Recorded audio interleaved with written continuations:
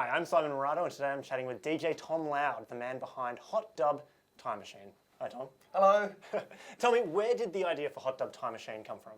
I came from going to a lot of parties and a lot of gigs and noticing that a lot of parties were too serious. A lot of DJs took themselves a bit too seriously, and a lot of parties were just lacking that kind of just crazy, stupid fun.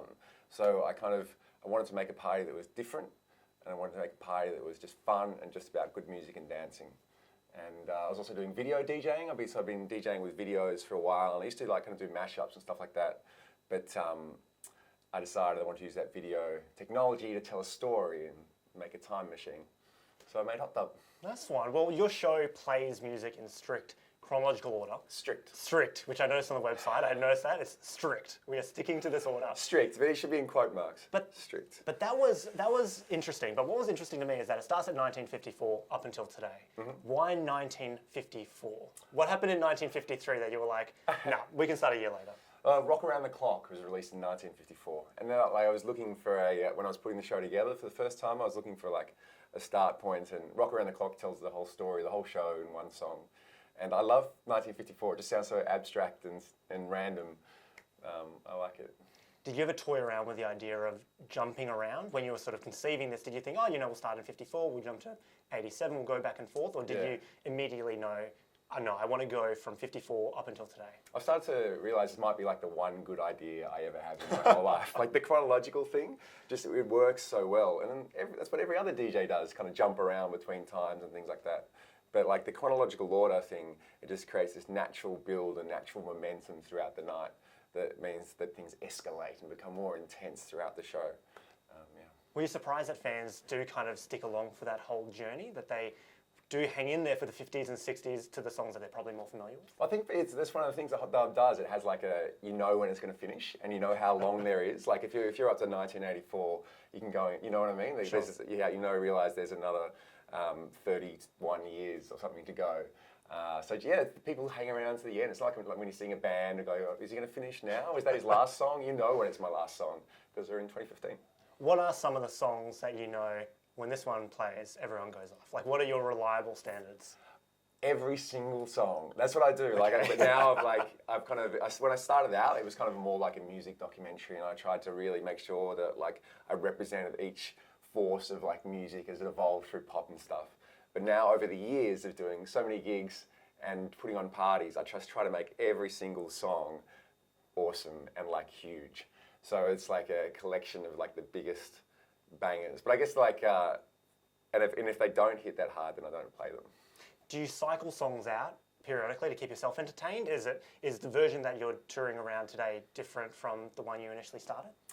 Yeah, it's kind of, there's about 50% of the songs never change and will never change. It's about the best songs in music history. So I'm always going to play Superstition by Stevie Wonder. I'm always going to play Smells Like Teen Spirit and things like that. Those are the greatest songs, so you've got to include them. And so, but around that, it kind of constantly evolves and changes. I never want to make Hot Dub Time Machine 2. I just want to make it that when you come and see me, it's slightly different. It's slightly better than the last time you saw me.